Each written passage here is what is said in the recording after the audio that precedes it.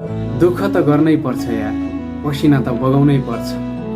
हातमा ठेला र पैतलाको छाला नउकिन्जेलसम्म मेहनत त गर्नै पर्छ। जिन्दगी जिउँदै गर्दा कठिनाइहरू आउँछन्। समय र परिस्थिति सँगसँगै बाध्यता र आवश्यकताहरू पनि आउँछन्। बेला बेलामा जिन्दगीले रुवाइरहन्छ, दुःख दिइरहन्छ।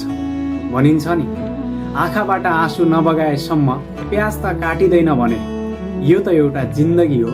बेला बेलामा दुःख नपाएसम्म, कठिनाइ नझेलेसम्म, बाध्यता र आवश्यकताको सामना नगरेसम्म यति सजिलै जिन्दगी कसरी कट्न सक्छ? भोलि सफलता पाउनु छ भने त्यो सफलताका लागि आज परित्याग त गर्नै पर्छ।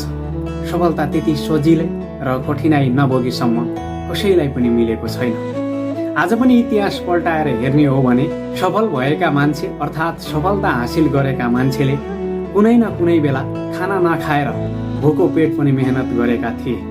घाम असिना पसिना केही पनि नभनेर दुःख गरेका थिए अनि मात्र सफलता हातमा आएको थियो। भनिन्छ नि, गलत पासवर्ड हान्दा मोबाइलको लक त खुल्दैन भने गलत तरिकाले काम गर्न थाल्यो भने सफलताको ढोका कसरी खुल्न सक्छ?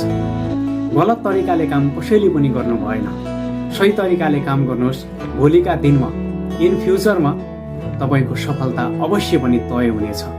गन्तव्य तपाईँको हो, तय गर्ने तपाईँले हो, सफलता तपाईँको हो। बिचमा आउने बाधा अडचन र कठिनाइलाई कसरी सामना गर्नुहुन्छ त्यो तपाईँको तकदिरमा लेखिएको छ अनि तपाईँको हात बजाएर मात्रै अगाडि बढ्ने हो। यस्तै मोटिभेसन भिडियोको लागि मलाई फलो गर्न नबिर्सिनु होला र डिमोटिभेट भएका साथीहरूलाई मोटिभेट गर्नका लागि मैले युट्युब च्यानल पनि खोलेको छु। बेला बेलामा भन्दै आएको छु, जे स्क्वायर इन्स्पायर प्रोफाइलको पनि भिडियो लिङ्क पनि राखिदिएको छु।